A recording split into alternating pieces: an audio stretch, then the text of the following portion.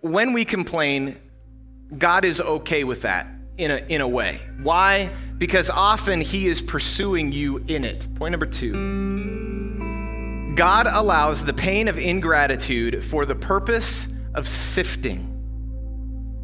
Do you remember from a couple of weeks ago, I said something like, often when we are begging God to take something from us, I can't stand this, you deal with it, he lovingly says, no. If I remove that from you, then I don't get to reward you for removing that from you. You're saying, God, take this. I'm so sick of dealing with it. If you love me, then you will take this from me. You will change my circumstances. And his heart's reply is something like, no, false. The problem is not that I don't love you. If I remove this for you, that would be me loving you less. I want to give you the experience of you putting down the things that you are currently holding on to that are keeping you in that negative loop.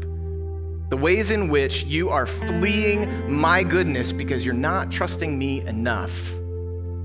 Idolizing something other than me and trying to take control. I do love you. I love you enough to give you this pain of conscience.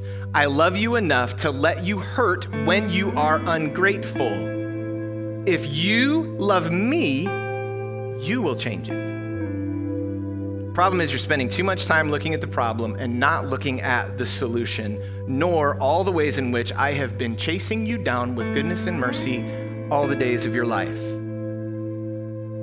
It is in your power to change it. And in my word, I have given you every tool that you need to grow. I have given you everything you need for life and godliness. The problem is you just don't want it bad enough. It's just too easy to stay ungrateful. So ladies and gentlemen, at the source of all your lack of change, one of the main ingredient, probably the biggest ingredient, is ingratitude. As long as you are stuck in ingratitude, you won't change jack diddly squat. Nobody changes anything while they're complaining. You won't get better, you will only get more bitter.